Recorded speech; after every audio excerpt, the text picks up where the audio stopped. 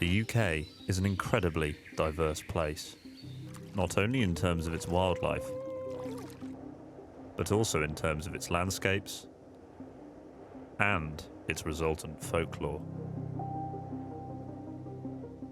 This is Lambton, an area in County Durham with a local legend that best represents one of the strangest and yet most frequently occurring folk stories. For it's believed that on the banks of this very river, centuries ago, John Lambton slew the Lambton worm, an enormous serpentine beast covered in scales that had been killing livestock and villagers and had poisoned the water. All across the UK, the same malevolent creature has appeared in other local legends.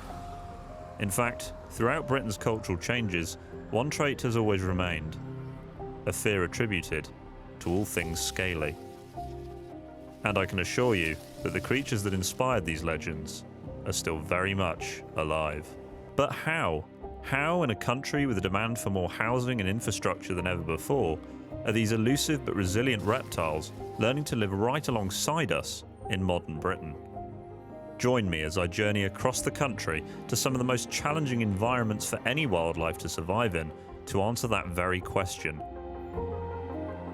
Can these ancient creatures stand the pressure, or will they only be remembered in the very legends they inspired?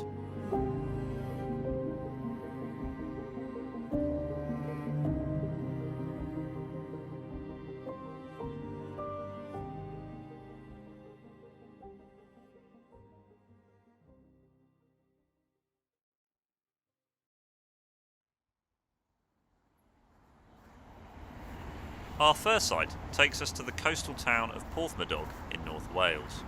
It may seem quite mundane in appearance, but of all the chapters in our journey across the UK, this one is perhaps the most unbelievable.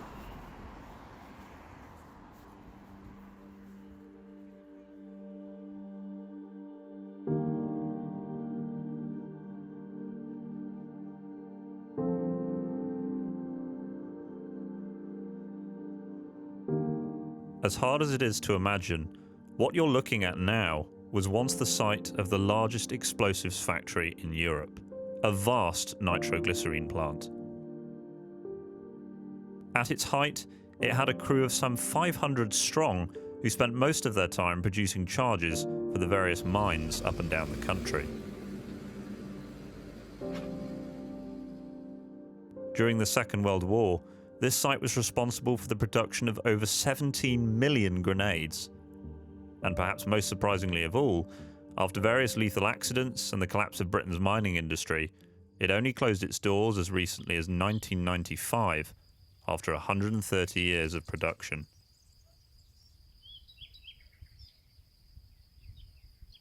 Just 3 years later, the site was donated to the North Wales Wildlife Trust. It's the only thing that's exploded here recently has been the wildlife.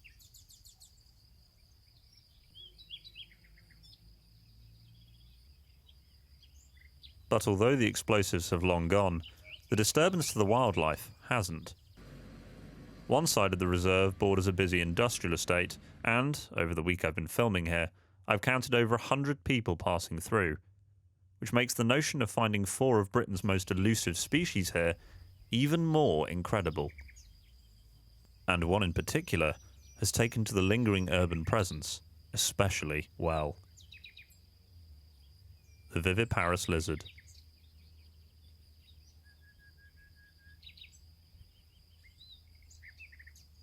They're so small that even a fully grown adult could easily fit in the palm of your hand. This species is actually the most common native reptile in the UK, but their natural habitat is normally that of tall grass and woodland, where they can stalk their invertebrate prey and shelter from both our eyes and the eyes of others.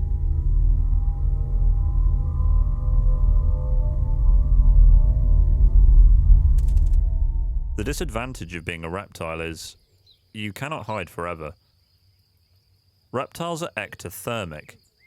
This means that unlike mammals or birds, for example, they rely on the environment to control their body temperature. And basking in the sun is the fastest way to warm up after a comparatively cool night.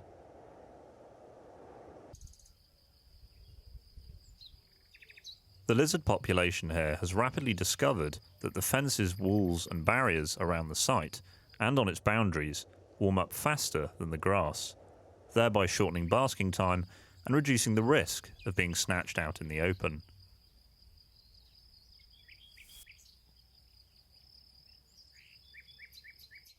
And this population isn't alone. Recently, a number of studies have found that several species of lizard across the world are increasingly using more urban surfaces to their advantage. However, this is the least hostile site on our journey, mostly because, explosives and arson aside, it's on the very edge of a town. To increase the pressure, we need to move into the centre of one. And this is it, a water treatment facility in Swindon. Don't know what you're thinking, it's practically the opposite of what comes to mind when imagining a haven for any animal, let alone an elusive reptile. Initially, this site looks nothing more than an industrial wasteland. There are piles of rubble, the water treatment company still leave their equipment lying around everywhere, and the location itself has a pretty bad reputation too. Just a couple of months ago, the police reported that the level of crime in Swindon is the highest it's ever been since records began. That mostly consists of arson, antisocial behaviour and violence, some of which occurs on this very site itself. And yet, despite this, a whole host of life has made this space its home, including one of the most bizarre.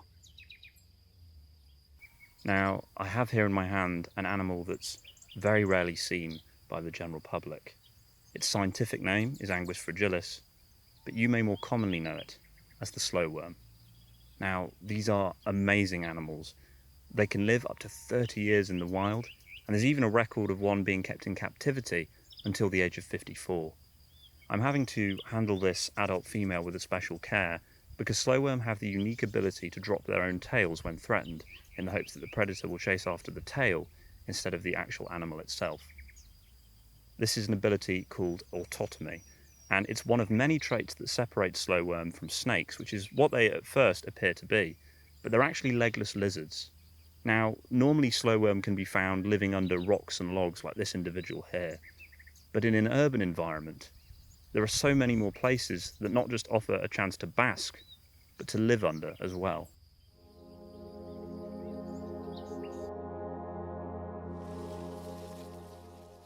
What this footage reveals is that the slow worm population here appear to be thriving under the discarded rubble and refuse.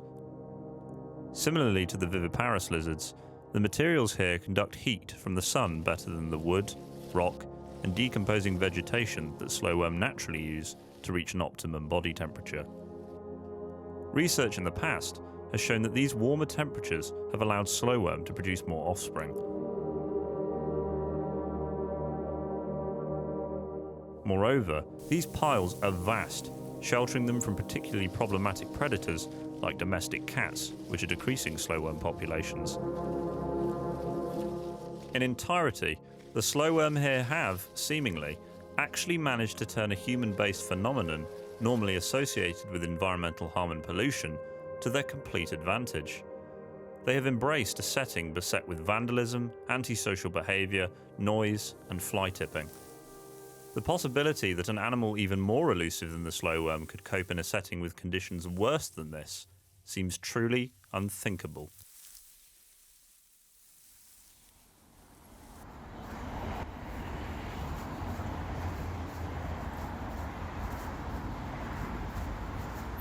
This is Hounslow Heath. Once a vast expanse of heathland covering over 4,000 acres, today just 200 acres remain, surrounded and strangled by the urban sprawl that tore through the rest. And even this tiny fraction is relentlessly tormented. According to a 2021 report on London crime, Hounslow is the 16th most dangerous borough with a crime rate 8% higher than the national average. Arson, like the fire that was started here, is one of the most commonly reported. The others are of drug abuse, muggings, and violence.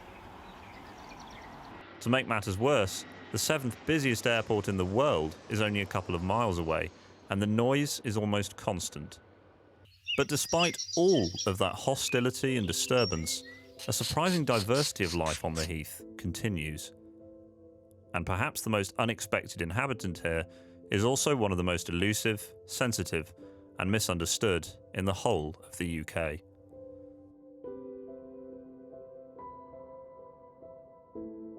The adder. Associated with witches and even the devil himself, the UK's only native venomous snake has long been ruthlessly persecuted out of superstition. A supposed embodiment of hell that will aggressively chase down and kill livestock and small children. Omens with blood-red eyes and jagged markings. Even today, hounded by ludicrous articles in the media, adders continue to be demonised. The reality of their nature, however, is very different. Adders, although indeed venomous, are far more likely to flee in terror from even the smallest glimpse of a human nearby. Nobody has died from an adder bite since 1975, and those that are bitten have exhausted the adder's alternative options of escape. Their home has been invaded, eradicated, and vandalised. Their name continues to be dragged through the mud, and yet they are the ones that are branded as evil. Although this population may be defiant now, the simple fact is that without the remaining heathland to hide them and prickly gorse to protect them, the adder here wouldn't stand a chance. And that's reflected across the rest of the country too. The destruction and fragmentation of vital heathland across Britain, as well as persecution, continues to decrease adder populations, with some estimates claiming that the adder, at least in this country, will be extinct in just 12 years.